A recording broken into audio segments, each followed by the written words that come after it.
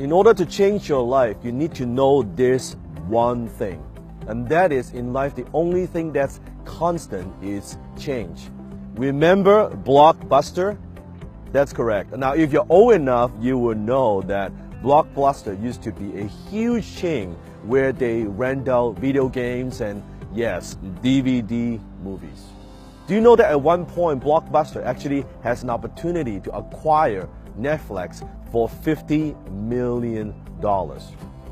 Only $50 million. But because the CEO lacked the vision and he lacked the ability to change, what happened? They didn't take action. And Blockbuster in 2010 went bankrupt when it's lost over $1.1 billion.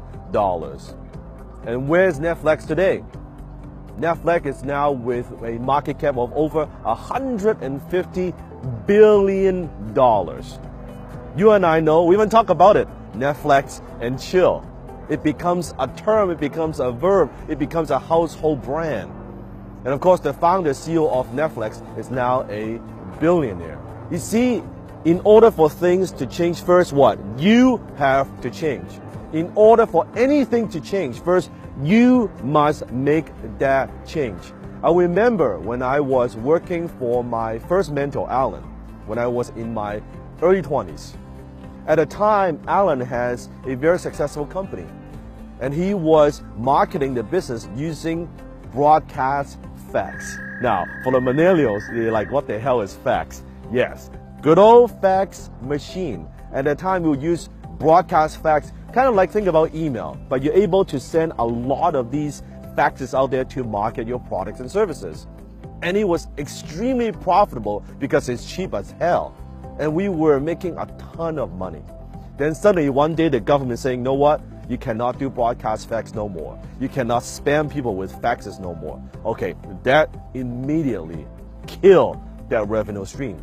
And then we found out, you know what? Maybe we can do outbound tailored marketing. So we were doing a lot of cold calling to bring in business. And then that was working at one point, working very well. And then guess what? The government is saying you cannot now do that. They have now what we call a do not call list. These people you cannot call anymore.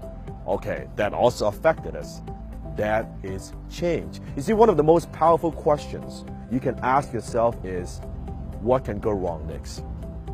What can go wrong next? What can I capitalize on next? One of the favorite questions that I like to ask is, what will happen if blank? What will happen if blank? Ask yourself, what will happen if you lose your job? What will happen if your investment tanks? As an entrepreneur, ask yourself, what will happen if you lose your most important client or account? What will happen if you lose your most important employee? What will happen if your vendor goes out of business without warning? What will happen if your local economy changes? What will happen if you cannot market the same way that you're marketing right now? What will happen if one of the platforms that you're using no longer works? What will happen if? When you ask yourself those questions, not being overly optimistic, because one of the things I believe is, when times are good, you don't want to be overly optimistic.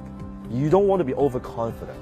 When times are bad, you don't want to be overly pessimistic. That's okay, because tough times don't last, but tough people do. As Confucius said, real knowledge is to know the extent of one's ignorance.